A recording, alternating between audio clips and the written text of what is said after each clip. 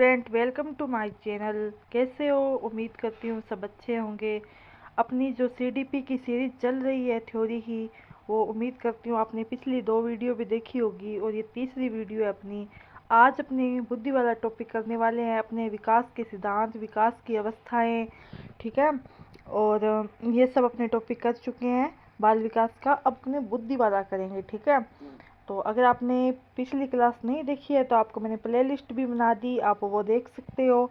और अगर आप पहली बार चैनल पे आए हो तो प्लीज़ लाइक से सब्सक्राइब जरूर करना और मेरे चैनल के साथ जुड़े रहना। मैं आपको टीचिंग लाइन की सभी क्लासेस धीरे धीरे प्रोवाइड करवा दूंगी। पहले मेरा टारगेट है कि मैं सीडीपी की थ्योरी कंप्लीट कर दूं।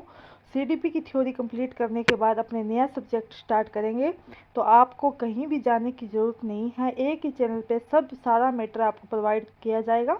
तो आप चैनल को बेल आइकन के साथ प्रेस करके सब्सक्राइब कर लीजिए ताकि नोटिफिकेशन आपको तुरंत मिल जाए क्लास अपलोड होते ही। और मैं सुबह आपको 8 बजे क्लास अपलोड कर देती हूँ रिकॉर्ड फॉर्म में, तो आप उसको जाके चेक कर सकते हो। और वैसे मैंने प्लेलिस्ट भी बना दी और प्लेलिस्ट में आप सीधा ही आपको वीडियो मिल जाएगी, आपको कहीं भी वीडियो ढूंढने की, सर्च करने की ज़रूरत नहीं पड़ेगी।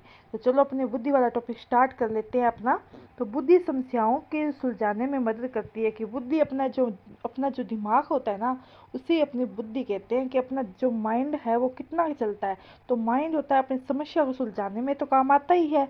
बुद्धि से ही व्यक्ति तर्क करता है, अपने जो तर्क करते हैं, विचार करते हैं, कोई भी चीज़ अपने थॉट सोचते हैं, तो वो सब क्या है, वो बुद्धि से ही हो पाता है। सोचना व चिंतन कहलाता है।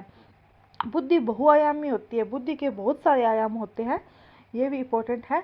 कठिन योग्यताओं का सेट होती है, ठीक है।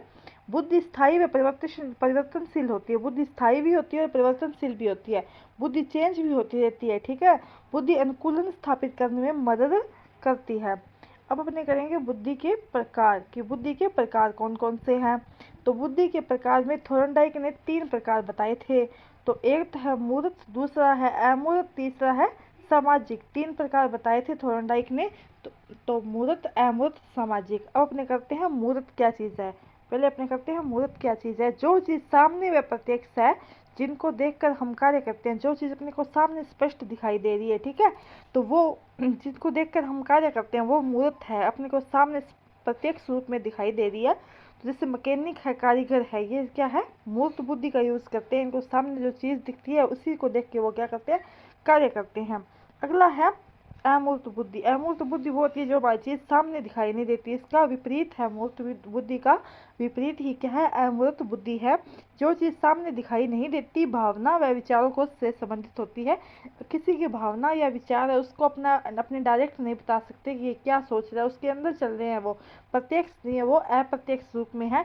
तो जैसे कवि है, कवि अपने विचारों से कविता लिखता है, या डॉक्टर है जो रोग की पहचान करता है, या चित्रकार है जो अपनी भावना से वो चित्र बनाता है, तो उसकी अपने व्याख्या नहीं कर सकते, ना ही अपने को पता चलता, तो इसलिए वो क्या है, अमूर्त है, ठीक है।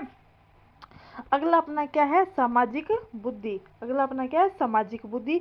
जो समाज सेवी होते हैं, समाज के लिए कार्य करते हैं, जैसे नेता हुए, व्यापारी हुए, अध्यापक हुए, समाज सेवी हुए।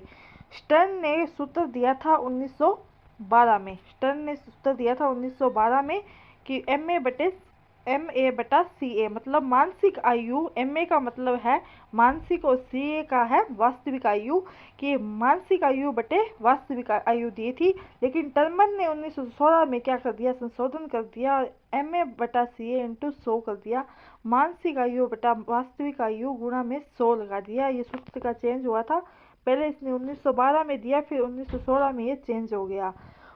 फिर बुद्धि लब्धि व स्थिति, ठीक है, बुद्धि लब्धि व स्थिति। अब अपने IQ लेवल देख लेते हैं। बुद्धि लब्धि में कौन सी बुद्धि लब्धि पर क्या स्थिति रहती है, अपने IQ लेवल देख लेते हैं।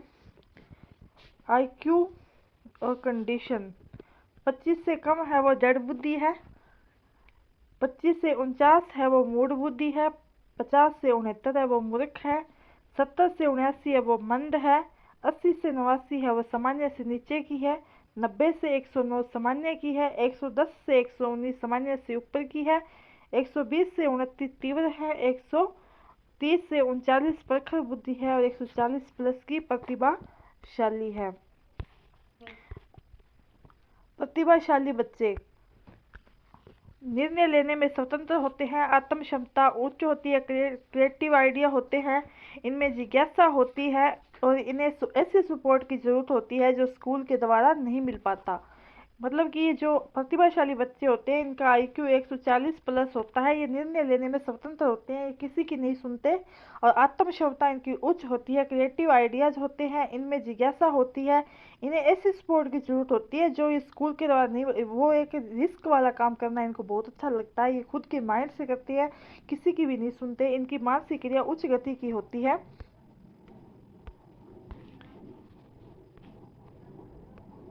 बुद्धि के सिद्धांत। एक प्रकार बेने ने दिया, द्वि का स्पीरमैन ने दिया, सामान्य विशिष्ट तत्व समूह तत्व थर्स्टन ने दिया, बहुबुद्धि का हावर्ड गार्डनर ने दिया और हावर्ड गार्डनर का बहुबुद्धि सिद्धांत अपने अब पढ़ेंगे। तो हावर्ड गार्डनर ने बुद्धि के बहु सिद्धांत दिए। पहला है शाब्दिक भाषाई बुद्धि, शब्दों के माध्यम से ज्ञान जो करता है वो इससे कवि, वकील, पत्रकार शब्दों के माध्यम से अपने को ज्ञान दे देता है। दूसरा है तार्किक गणितीय बुद्धि, तार्किक योग्यता अधिक, जैसे बैंक मैनेजर हुआ, वैज्ञानिक हुए, ये सब क्या है माइंड का यूज करते हैं। स्थानिक बुद्धि, अमूर्त बच्चों के आधार पर मानसिक छवि, जैसे मूर्तिकार है, चित्रकार है।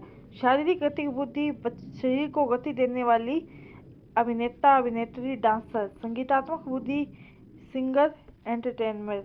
अंतर्व्यक्तिक बुद्धि क्या होती है, दूसरे व्यक्ति के साथ सामाजिक कार्यकर्ता। अंतर्व्यक्ति क्या होता है, खुद के साथ आध्यात्मिक गुरु। प्रकृतिवादी, प्रकृतिवादी बुद्धि, विकास जो, प्रकृतिवादी बुद्धि कौन सी होती है, किसान जो प्रकृति के अधिक नजदीक है। अस्तित्ववादी होती है साधु संत आदि। आलोचना, इसकी एक आलोचना भी मिलती है अपने को कि एकाधिक एकाधिक बुद्धि सिद्धांत को मान्य नहीं माना जाता है क्योंकि इसमें अलग अलग बुद्धि को माप नहीं सकते, इसकी ये आलोचना भी हुई है।